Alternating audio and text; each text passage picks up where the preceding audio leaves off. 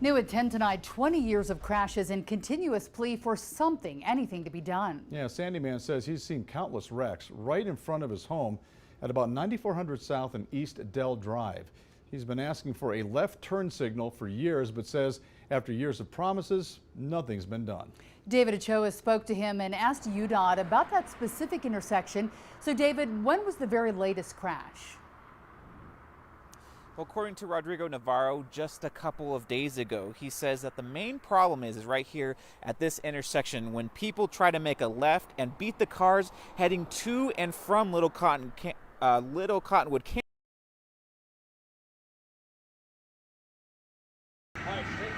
Living on the corner of 9400 South and Eastdell and Sandy has led to some interesting car-related incidents for Rodrigo Navarro, including when a car drove right into his backyard a few years ago.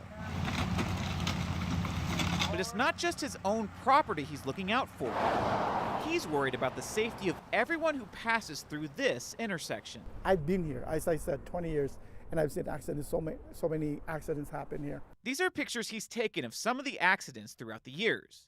He believes a left turn signal would make things safer for drivers so that they don't have to try and squeeze in between fast-moving traffic coming to and from the canyons.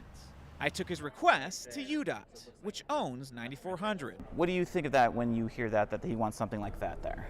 We are always open to what the public response is. I mean, Jeff Dupay is the UDOT planning manager and talked about what a dedicated left turn lane does. it helps control the left turn movements at the intersection, so that it can make it more predictable. He says this intersection is unique. In this area, the road transitions from a 2-lane road that takes you up to Little Cottonwood Canyon to a 5-lane road, which is more of a commercial corridor. But he says the data shows there aren't as many crashes at that intersection as there are in surrounding areas, but also says that no crash is acceptable. We still want to take a look at it to make sure that we can make that intersection function properly. Now, I told Navarro about UDOT's willingness to take a closer look at this intersection here, and he says it makes him feel a little bit better, but he's still curious about what the crash data says, because according to him, he's been watching these crashes for years. Now, Dupay says UDOT just finished a study of 9400 South here, and with the help of Sandy City, they're now working to secure some funding to make things more consistent and predictable on this road.